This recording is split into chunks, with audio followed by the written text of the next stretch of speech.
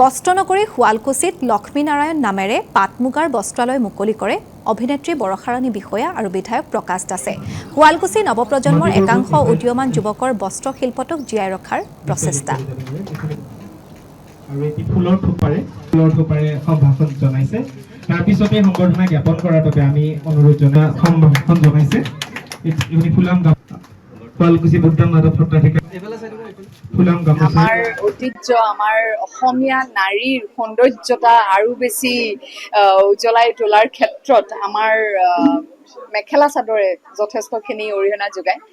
আৰু সেই ক্ষেত্ৰত আজি মোৰ কাষতে আছে স্বত্বাধিকাৰী বিশ্বজিৎ কলিতা ডাঙৰীয়া।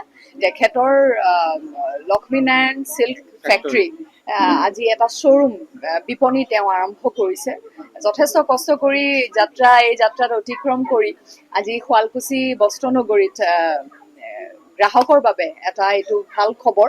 সমগ্ৰ অসমৰ গ্ৰাহক আহে শুৱালকুছিলৈ, বিয়া হওক বা যিকোনো অনুষ্ঠানতে আহি ইয়াৰ পৰা কাপোৰ লয়। গতিকে এইবাৰ আৰু এটা নাম সংযোজিত হ'ল, মনত ৰাখিব, লক্ষ্মীনাৰায়ণ চিল্ক ফেক্টৰীৰ ৰিটেইল।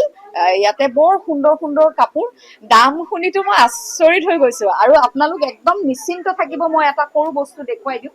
এইটো বিষয়ে সকলোৱে জানে, শুৱালকুছিৰ চিল্ক ট্ৰেডমাৰ্ক। ইয়াতে আপোনালোক নিশ্চিন্ত যে এই কাপোৰবিলাক বিশুদ্ধ, এইটো দেখিলেই গম পাব।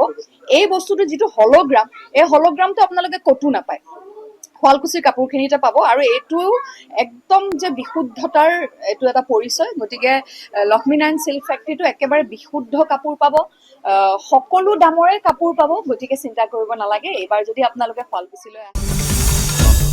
আসাম টক্স, আপোচবিহীন অসম কণ্ঠ।